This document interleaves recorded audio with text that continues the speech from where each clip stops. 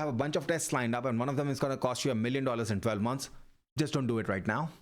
Do it when you're at a $100 million level or $50 million level, but don't do it today. Today, you want a test that you can run for $5,000 and you can run it within a week and call it a day. Call it a success or a failure, and then you can scale it. In a lot of cases, that's just about testing new ads, testing new ad platforms, testing new hypotheses, where hypotheses stand for a mixture of market, media, and message. This is a hypothesis right here. This is a marketing hypothesis. Who am I talking to? What am I saying to them? And how am I going to reach them? That combination right there is a marketing hypothesis. All you want to do is you want to test those hypotheses very quickly, because on the supply side, your constraints are kind of self-evident. You already know you're having problems with 3PLs, so you just diversify across 3 to 4 3PLs. You already know. So for instance, one of my clients, okay, this is a map of USA. Let me draw a very rough map of the US. Okay, this is the US. Their 3PL is located over here. So the customers in this zone, they're happy. The customers in this zone, they're not so happy because the delivery takes like 4 to 5 days. So what do? Well, you get a second 3PL right here. Create a system around that. So now these customers are also serviced within 2 days, 2 to 3 days instead of 5 to 6 days. The supply constraints are self-evident. You build systems around those. You just focus on what's taking too much time, what's causing too much friction, and you build systems around those. It's the demand constraints that you really have to fight against. So you need to systemize how to test these hypotheses quickly and cheaply. Right here. Your opportunity cost is very low on these. If you spend $5,000 on an ad campaign, another $5,000 on media, that's $10,000. You spend it over a month. What's the worst that can happen? You don't break even on that, fine. You still got some new customers. You'll probably break even on the long term. At least you have tested something. But for like $200,000, you can test 20 of those ideas, and you can even go cheaper than that. You can test this for $5,000 per campaign or even $3,000 per campaign.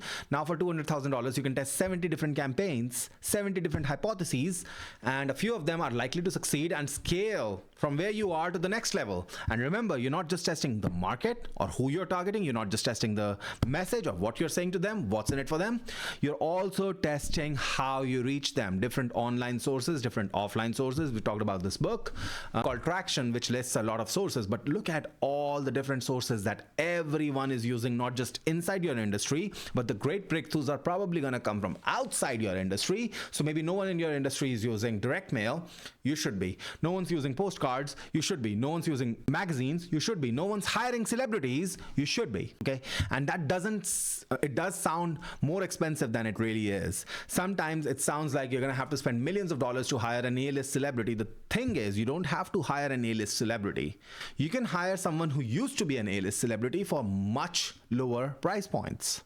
You can do brand deals, partnership deals, joint venture deals with celebrities who are kind of famous and aligned with your brand values or your product values, and you can do a partnership with them. There are a lot of ways to structure this, and we'll probably talk about that in another episode, and we do talk about that in depth in the Ultimate Business Growth Mind Map, because here's what happens when you tap into the celebrity. You also get credibility.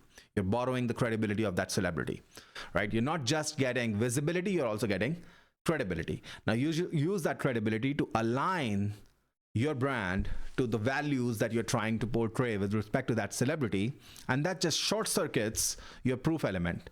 Remember, we talk about marketing all the time. Let me see if I can find that. Yeah, right here. So with the celebrity, you have a scroll stop. You get the attention immediately. You already have a problem that you're dealing with. The customers are already dealing with a problem that's unavoidable. So you already have that, presumably.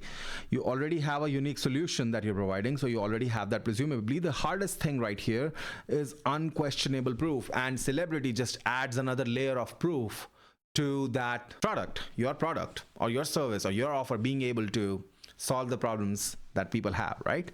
To your solution being actually applicable, as well as valid, as well as reasonably trustworthy for this particular problem. And finally, you have an undeniable proposition, which is something that we talk about in conversion cycles. We talk about all of this stuff in the Ultimate Business Growth Mind Map, by the way, which we're going to relaunch soon as a revised version. But I just wanted to give you a quick preview of what happens in there. So that brings us to the end of today's stream. My name is Lakshya Behl. I hope you enjoyed today's broadcast. This is Bell's Business Broadcast, as much as I enjoyed producing it for you. And remember, you are the greatest bottleneck holding yourself back from the next level. And your biggest obstacle, the one thing that you're waiting to solve, once things align, once the ducks are lined up, that's the thing that you need to do right now. Get it done dirty, get it done messy, but get it done. Get the needle moving on that, because that's the thing that's going to move the needle on everything in your business. And the other thing that we kept talking about today was look at the time logs of where you're spending most of your time and where your employees are spending most of their time, because that is where the highest leverage is going to come from. Why? Because you can automate most of that stuff, you can systemize most of that stuff, and you should. And regardless of the macro environment, the one thing that you can always control is your own business and how you handle the problems within your business. Remember, the total addressable market might shrink a little bit, but the market remains no matter what happens to the macro world, as we are seeing right now. Consumer spending is at an all-time high. People spend so much money online on Black Friday, and yet a lot of drop shippers and Shopify people were talking about or complaining about how this Black Friday Cyber Monday was not quite as bombastic or as massive as it normally is. Cat decides what milk is good, and your customers decide whether your pricing is right, whether your product is right or not, whether your messaging is effective or not. You cannot predict that. The only thing you can do is compress your learning cycles and test fast and test cheaply. And when tests work out, scale them, because remember, truth is a moving target and success is a moving target. You're not always going to be able to attribute success or truth accurately to what you did. You just know what's working right now and what doesn't work today. And that's all that you can know. What's working right now may not work tomorrow. What worked yesterday may not work today. So you have to be constantly adaptable. And that is what debottlenecking is all about. My name is Lakshya Behl. This is Bell's Business Broadcast. I'll see you in the next one. Have a great day.